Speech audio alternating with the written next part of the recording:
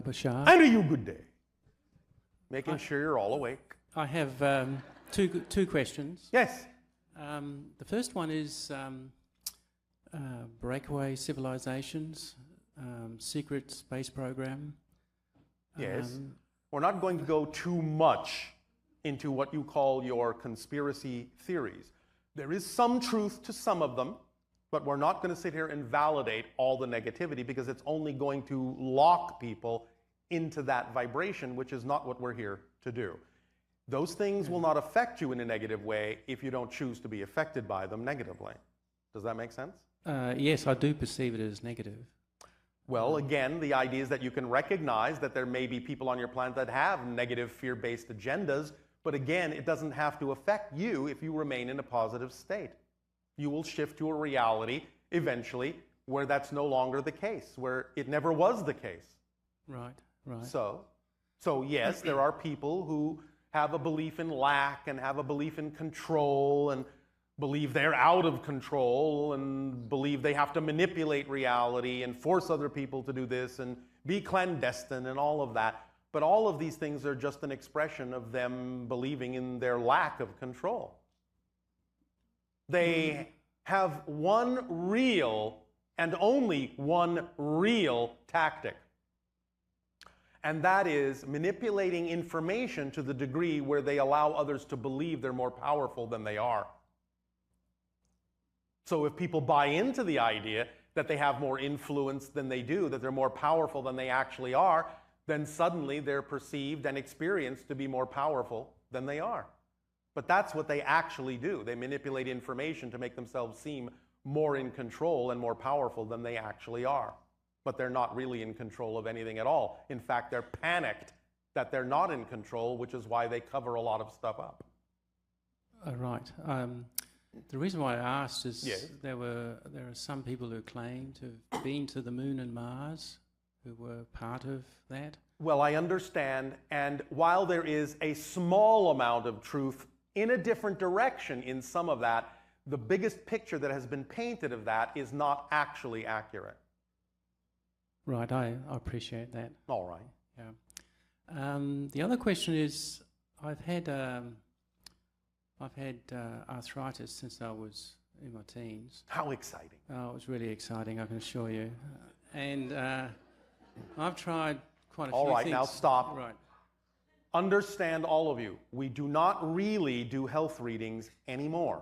It's not our job anymore. We've delivered all the health information that it's our job to deliver. And we always remind you that even though you may get help to continue this from some other source, the first step in any disease is the idea of detoxification, because 80 to 90% of all disease symptomologies on your planet actually come from the fact that you're highly toxic. When you detoxify yourself, then whatever symptomology is left is actually what you're dealing with. And you may take a different course from there. But the first step we always encourage is to thoroughly detoxify yourself and see if anything is left for you to deal with first.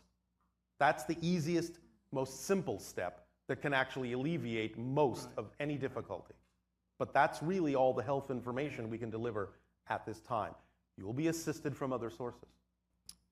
Right, I was really also thinking of how to shift my paradigm. Are you acting on your highest excitement every possible moment that you can with absolutely zero insistence on a particular outcome, yes or no?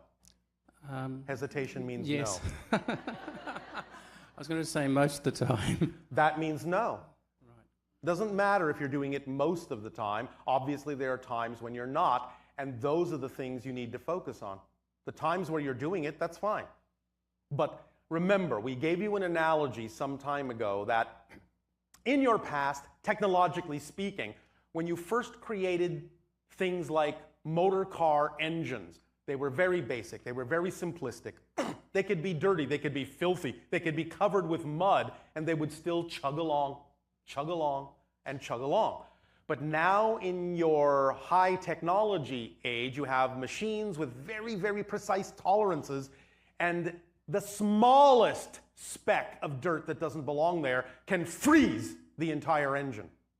It has to be really clean the more accelerated you are. So even though you may be acting on your excitement most of the time, if there is even a time when you're not in an important area of your life, that's going to stop the entire operation until you do.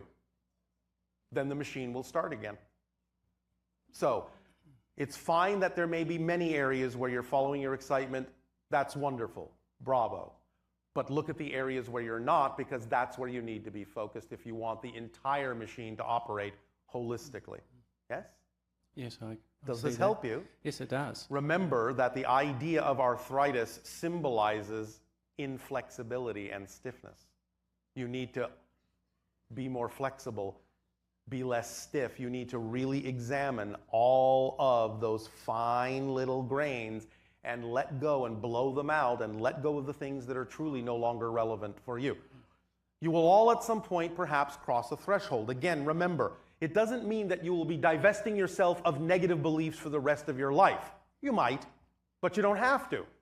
The process of divesting yourself of things doesn't always have to remain in the realm of negative beliefs. At a certain point, when you've let go of every negative belief, you will still continue to divest yourself of things that are simply no longer relevant for your life, for who you are.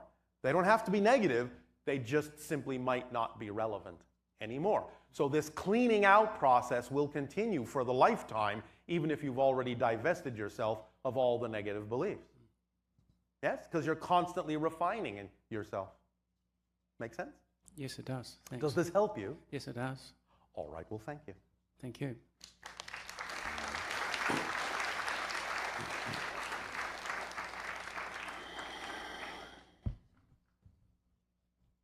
Good day, Bashar. And to you, good day.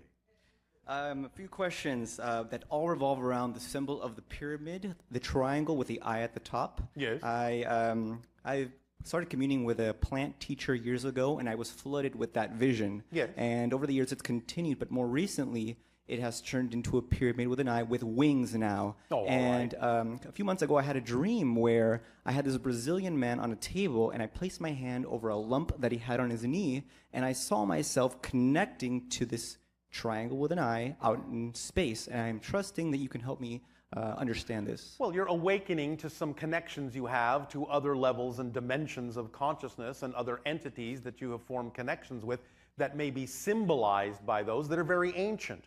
But you have connections to them energetically and can draw upon that to express those energies and apply those energies in your life in beneficial ways.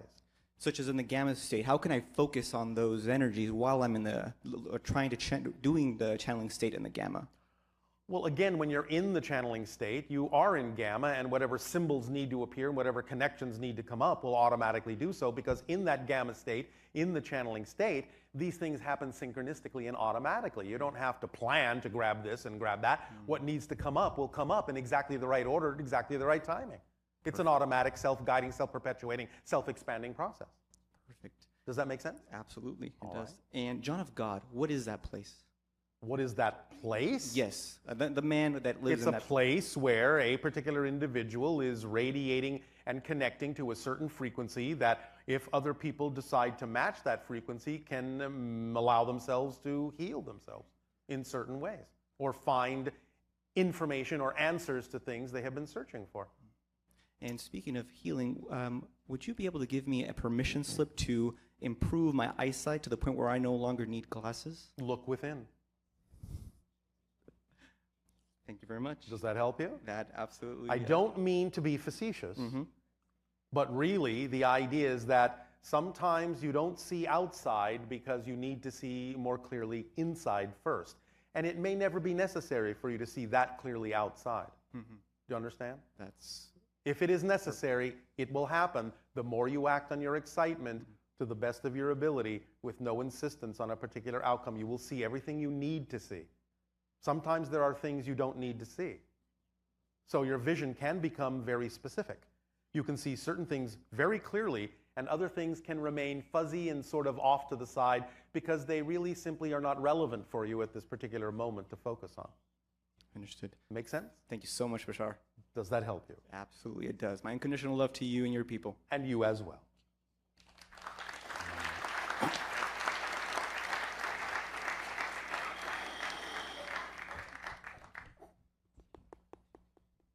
Bashar. And to you, good day. From the morning, I'm getting a strong feeling that you may have a message for me. If you have anything from my higher self or higher mind, can you? I'm going to ask you the same question I've been asking, because that's what the higher mind would ask. You do understand that the sensation you call excitement, that's actually your body's translation of a message from the higher mind, saying, do this first, do this now. Do you understand that? Yeah, I do. Are you acting on your excitement to the best of your ability with no insistence on a particular outcome every moment that you can? I'm not. Why? I don't know why. Yes, you do. What are you afraid of? What are you afraid will happen if you do? I think I just feel maybe lonely or just by myself. Lonely. Yeah. So you're not acting on your highest excitement, which could attract all sorts of people to interact with you in exciting ways because you're lonely? Yeah, I don't know what the fear is. I'm just thinking maybe Yes, that you is, do. You're just not digging deep enough. Mm-hmm. You have to make it conscious. You can't be afraid to find out what your fear is. Mm-hmm. Otherwise, you're stopping yourself. You're blocking yourself. You're isolating yourself. And that's why you're experiencing loneliness. Okay. Because you're afraid of what will happen if you actually become who you really know you are. What do you imagine is the most terrifying thing that might happen if you acted on your excitement to the degree that you would like to? Yeah, I'm not very clear on that either. Is there something that you're not doing you would rather be doing? Anything at all? Yeah, I should be writing. I should be... Don't say should. Mm-hmm. That's a self-judgment. Mm-hmm. Is there something that you would really prefer to be doing that you're not doing? Writing would be exciting? Writing, yes. And what else? And using my voice, somehow How? I feel... What would be one of the most exciting ways you could use your voice? being a spiritual teacher, making people understand, what their highest excitement is, and You mean helping people Helping to them. understand? yes, All right, now, let's go back to the writing. So you're saying you're not writing in the way that you would like to be? no, Why not? If you know that that's one of your expressions of excitement, what excuses or reasons are you giving yourself that make it seem logical to not do what you say would be exciting? Why isn't it exciting enough for you to be doing it? I'm just looking at, day to day, hour to hour things that, this needs to be done and that small thing needs to be done. And Then you don't understand how excitement works. You don't understand the kit, the toolkit. The toolkit of excitement, when you start acting on the formula, and again, please understand, this is just a description of a mechanism. It works flawlessly. It's working right now. It's just that you're using the mechanism to produce things you don't prefer instead of using it to produce things that you do prefer. But the mechanism is flawless. It always works. If you act to the best of your ability on anything that contains more excitement than any other option, take it as far as you can until you can take it no further, and do that action with absolutely no insistence on a particular outcome.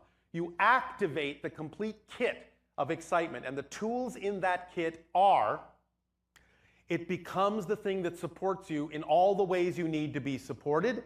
It becomes the driving engine that moves you through life in the most accelerated way. It becomes the organizing principle of synchronicity that shows you exactly what you need to do in what order and when, and what you don't have time to do at the end of any given day didn't need to be done. It is also the path of least resistance that allows you to flow through your life most effortlessly. It is the path that connects to all other expressions of excitement, no matter what form they may come in. It is also the reflective mirror that reveals to you anything within you as a definition that may be out of alignment with your excitement, so you can examine it, make it conscious, let it go, and add that energy to your excitement so you can continue to expand. And it leaves nothing relevant out. It's a complete kit, self-contained, self-guiding, self-perpetuating, self-attracting, bringing you everything you need. So when you say, well, I have to do this and I have to do that, and these things are getting in the way of my excitement, you're working your life backwards. Because by acting on your excitement, whatever really needs to be done will get done, because the timing will be provided for it. And if it doesn't get done, most likely it didn't need to be done either that day or maybe even ever. You have to trust that the guiding principle will actually show you what you need to do, because many people on your planet are very, very busy doing all sorts of things that they probably don't really need to do. You can be much more efficient and streamlined in your life by allowing the principle of synchronicity to guide you as to what actually needs to be done that's in alignment with who you are, and when it needs to be done that's in alignment with who you are, and with whom it needs to be done that's in alignment with where you are, and where it needs to be done that's in alignment with who you are, and nothing else. Okay. Does this help? Yeah, it does. And I feel... So when will you start writing? I'll start tonight, this evening. All right. Is that exciting? Yes. And drop any expectations about what the writing is supposed to get you or what's supposed to happen with it. Do it because that's what excites you, for its own sake. That's it. Okay. We share these ideas. We communicate with your civilization and other civilizations because this is who we are. This is what excites us. If you don't pay attention to anything we share with you, we don't care. We would do this anyway because this is what excites us. But we know that because it is what excites us and it's because it is who we are, there are those who will absorb the information and make it their own and use it to accelerate their lives in a positive way. We know that must be so. So we don't have to care who does and doesn't pay attention to the information. We know the people that need to pay attention to it will pay attention to it and use it. We know that the people who don't need to use it won't pay attention to it, and they're not our audience anyway, so who cares? Okay. I do this because this is who I am, and that's the only reason to do it. No other reason. Whatever happens, happens, and we trust that whatever happens will be exactly the thing that needs to happen in perfect order. Because we know that's how things work. Mm-hmm. It's as simple as that. And I feel the procrastination habit is also connected to this because what I'm procrastinating on are the things which don't excite me, but I'm not doing what excites me. And higher mind is showing me that you are not doing these things because I'm not excited about it. But you can use your procrastination in a positive way, because if you are attempting to do something that you say excites you, but you're procrastinating, that's your first clue that your definition of how you're going about it isn't in alignment with who you are. Because if it was, you would be on it. You'd be jumping at it. You'd be doing it. You'd be passionate about being passionate. Any procrastination to do the thing you say you would love to do shows you that you're not going about it in the way that actually works best for you. Discover what that is. Investigate what that would be, and you'll get more excited about it, and you will see that it's an actual easy path. It's just that you're thinking it's more difficult than it is because you're going down a path that isn't yours. So investigation, the best method is to go into meditation? Is that what if you want to use meditation, that's fine, but you can think it through too. Okay. You just have to discover what your definition of your relationship about how you're going about something is, and find out if you can, with your imagination and communication with the higher mind, create a definition that works better for you than the one that you're using. Okay. For example, if you're saying, well, I am excited about writing, but somehow I don't seem to be able to get started. Well, what's a reason why I would hold back from doing what excites me? Well, let's see. Maybe I think for some reason I'm going to get lost on the page, or I'm going to have to sit there at the computer for hours and hours typing away. Well, maybe that's not your way of writing. Maybe if you go out somewhere in a park and take a piece of paper and a pencil, maybe the words will flow more naturally for you that way. If there's any procrastination, it just means you're not doing it in the way that's most in alignment with you. Find out what the way is that's most in alignment, and everything will start flowing again. Gotcha. Yes? Okay. Yes. Does that help? Yeah, it does. How exciting. Okay. Thank you. That's it. Okay, thank you.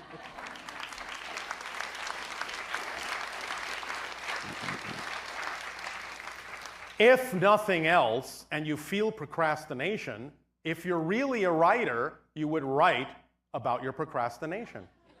And then you won't be procrastinating. Simple as that. If you're a writer. Know that you're a writer in everything that you do. Even if you're shopping for groceries, you're doing it as a writer would. Hello, Tadea. Nania! I think we have about 15 minutes left, and a couple of Ustream questions. all right. And then if you'd like us to call someone else up, that'd be fine. Okay, the first one has to do with the attacks in Paris. Yes. The terrorist attacks. Well, we long ago told you that you are going to see an increase in violence as you get everything out on the table to decide what kind of a world you really wish to have. And we said that because everything is starting to dissolve and fall apart, you're going to probably see an increase in instability. And you're going to see reflections of individuals who are in fear and feel disempowered for a variety of reasons and expressing a kind of insanity on your planet until such time as you start to really balance yourself, look at the real deep causes of these things, and start to communicate with each other in ways that are far more constructive. Now, there may still be those who don't want to listen, and eventually they will be, in a sense, evolved out of your society by the shifts that you make. But nevertheless, this is the time of disassembly before you can reorient yourself and reassemble your path in the direction of a parallel version of Earth that you prefer. You answered that person's question completely. Thank you. Well, we're nothing if not efficient.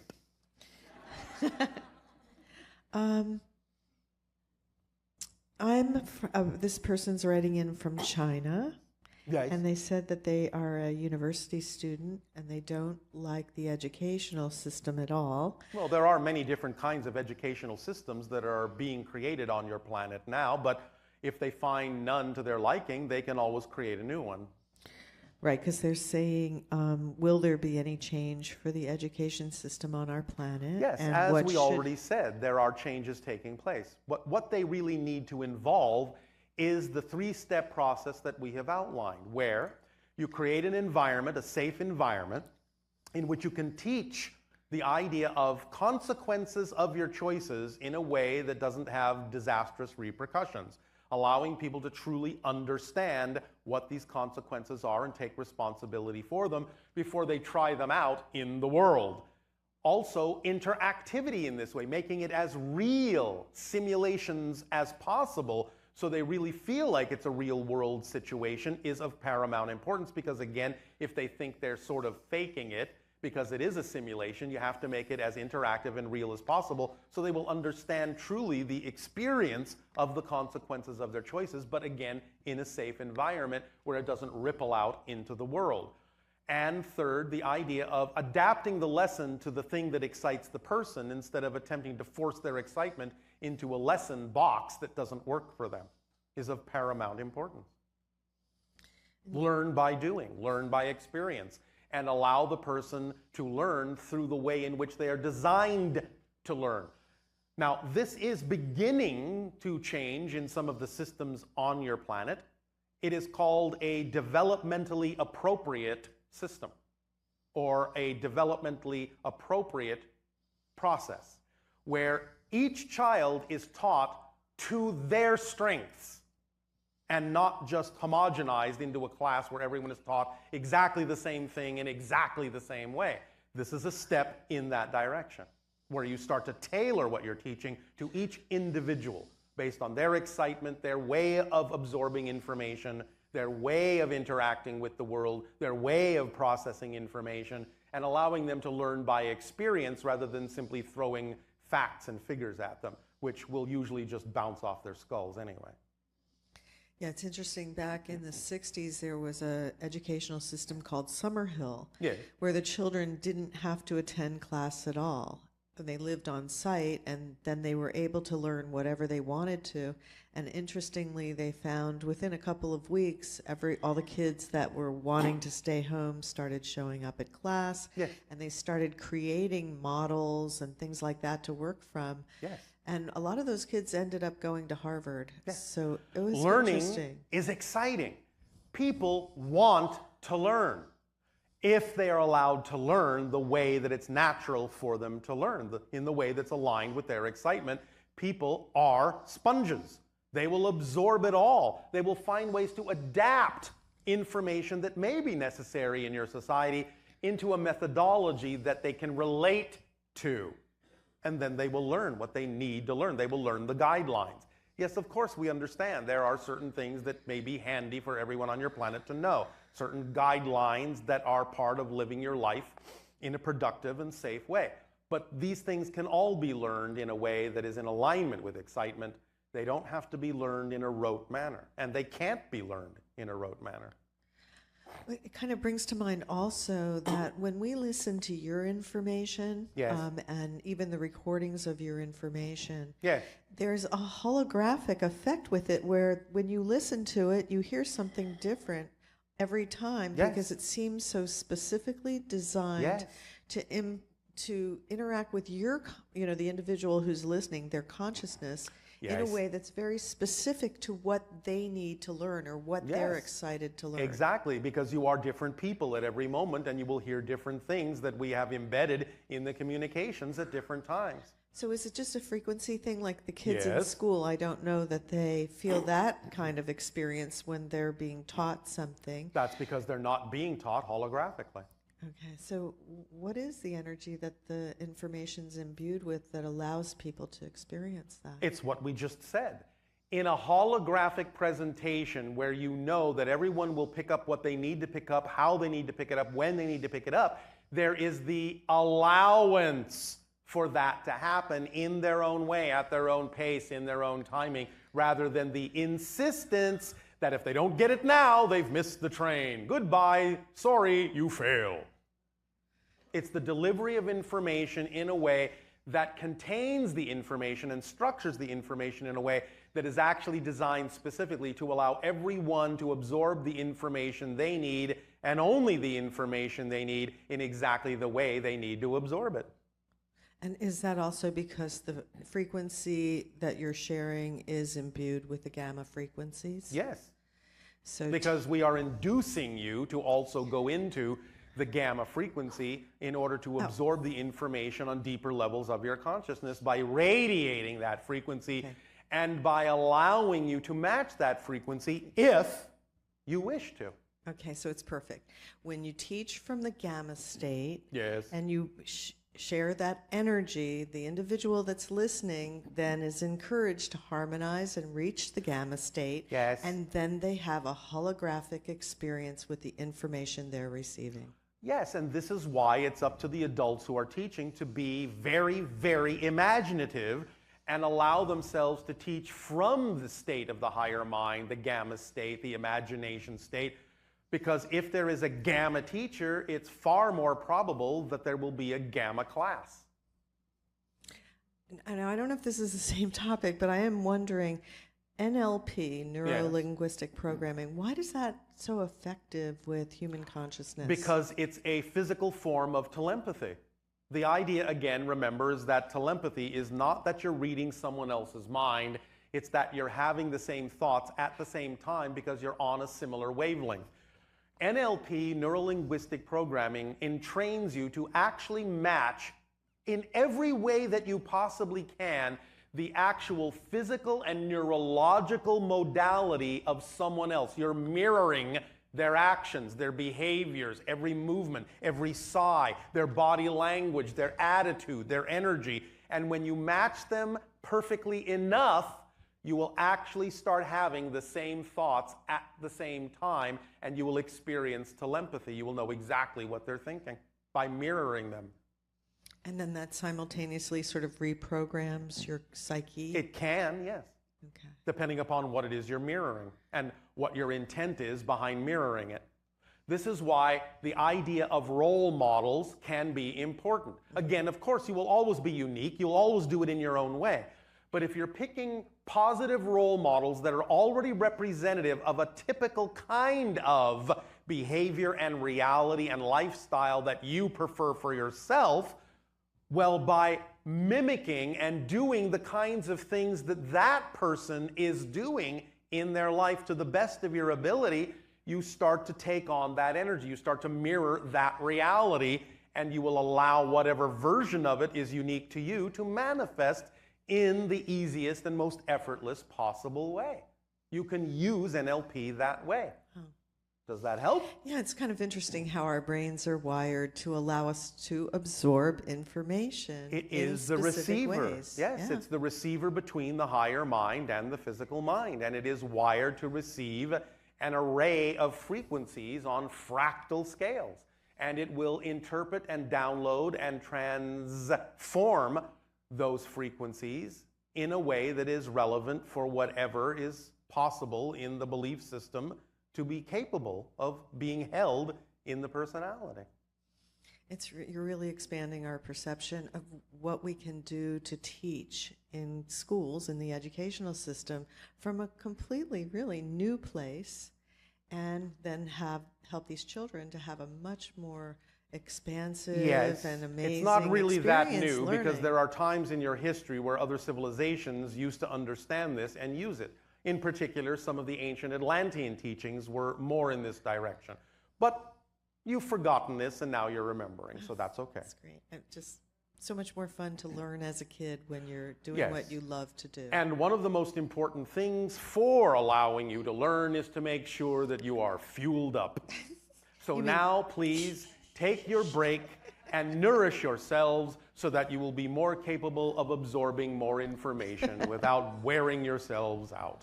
We will resume this transmission after your nourishment break. Enjoy. Thank you, Darryl.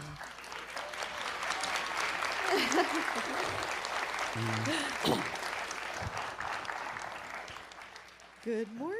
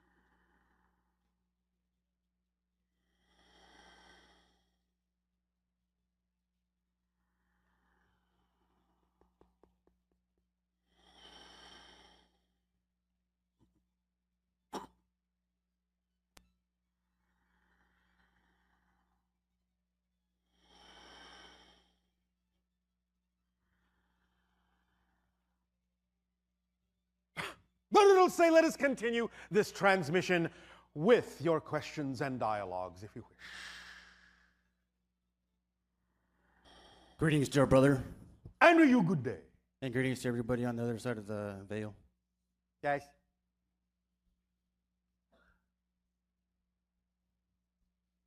We're going to be building new sacred sites and pyramid temples. Yes. And is there a way to, or a method to find the exact location of the intersection of the ley lines, sir? Well, there are a variety of ways. Some of them can actually be found if your equipment is sensitive enough with electromagnetic sensors. But you can intuit them as well if you place yourself in the proper meditative state and focus on the idea of the energetic lines, the grid on your planet. You can intuit it, and also some people can use permission slips, such as dowsing rods and so forth, to also plot and chart the idea of the electromagnetic grid, or ley lines as you call them, on your planet. There are a variety of ways, and different people will be attracted to different methodologies based on what works with their belief system. You follow? Yes, brother. All right. Does that answer your question? Yes. Anything else? In the temples we're going to be building, we're going to have like some staging areas. Would some type of platform, such as a landing pad or a rod for the ships to anchor to, which would be more? A platform, Okay. at least 100 feet in diameter, would be of assistance, with a gateway or an entry point Doesn't have to be connected to any other, but a symbolic door, in a sense, at each of the 4 cardinal points, north, east, south, west, would be most efficacious as a representation, as a symbol, as a permission slip to connect the collective consciousness of your planet, the energy of your world, with the concept of contact in that way. Thank you, Painting each of the doorways, red, white, black, yellow, in the directions as indicated by many of the indigenous societies in your North American continent, to associate those colors with the proper directions. All right? Thank you, brother. Will that do? Yes. Well, thank you very much. I have a few more questions. Oh, I thought you said that would do. Oh, for that one. Yes, all right. The Pyramid of Giza, other than using the sarcophagus permission slip, was it ever used as a power plant? It generates a kind of focus like a lens electromagnetically, but not so much as a power plant as you understand them today in your technology. More the idea of the amplification of the energy to create the proper resonance state for the purpose of using the sarcophagus to get into the gamma state and have it amplified so that it can help facilitate out-of-body travel. More that than anything. Thank you. Anything else? Could you give a description of the Yael civilization, and is there any messages from them? The Yael civilization is a hybrid civilization. They are relatively similar looking to your Earth humans, which is one of the reasons why they will be the first hybrid civilization to make open contact with you, because they are familiar looking enough to you as to not cause concern. This will start to happen in that window of time from 2025 to 2033, where many of these contacts will begin to amplify. They will not necessarily be the first extraterrestrial civilization to make open contact, but they will be the first hybrid civilization to do so. We will be the third. They have said that within the next year or so, they will give another demonstration of their craft, as they did in the incident that you mostly refer to as the Phoenix Lights, so that again they can gauge the readiness of your people in their reaction or response to the sighting of that craft, to determine exactly how ready many of you are for the concept of contact. That's their message. Thank you. Anything else? How high is your ship above Sedona? 1,350 miles. We made an effort at Bell Rock, was using the array. Was that It is a effective? beginning, but the array has not been completed yet, because we haven't delivered the final information regarding how it needs to be constructed.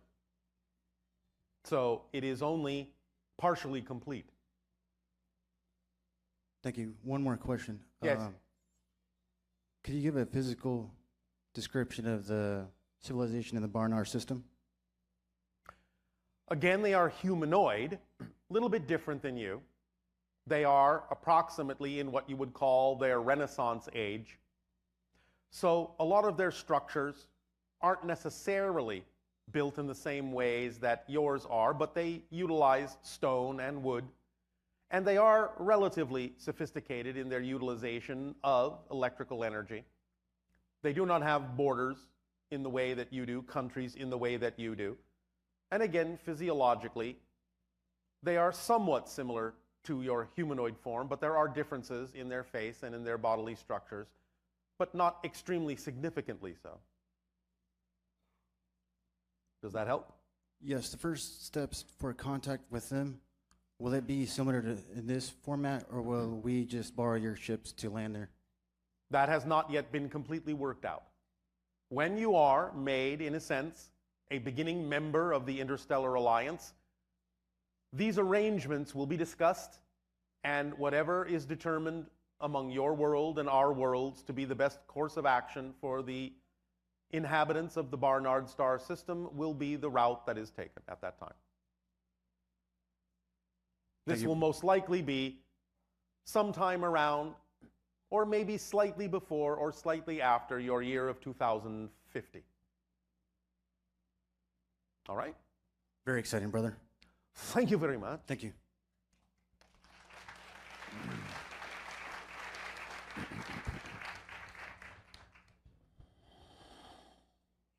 Hello, Bashar. And a you good day. I just have a couple questions. The first Speak up, one, speak up.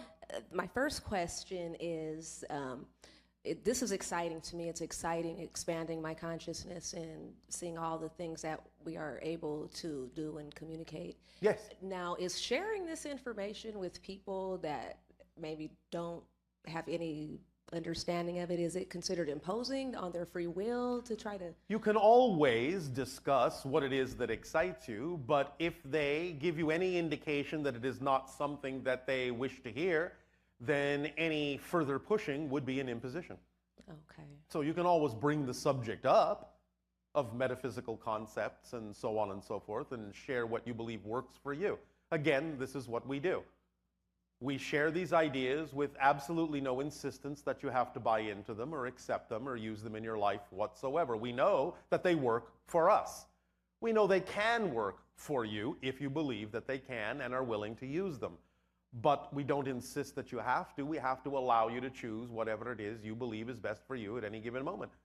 Does that make sense? Yes. Therefore, we do not impose, but we share where it is apparently and obviously appropriate for us to do so.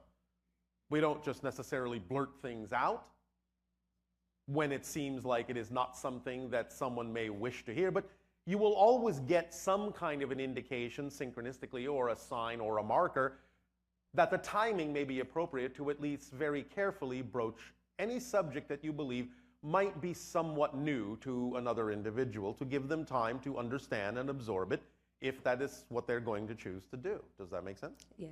All right. Does that help? Yes, it does. Remember that anytime anyone feels like they have to force something on someone means that you don't actually believe in the power of that idea, and all you're attempting to do is convince yourself of its validity, not the other person. Make sense? Yes, it does. Does this help? It does. Anything else? Just one more question. I've been hearing a lot of talk about the flat earth theory. Is there any truth to that? Are you asking if your Earth is flat? Yeah, because I've been hearing people say that.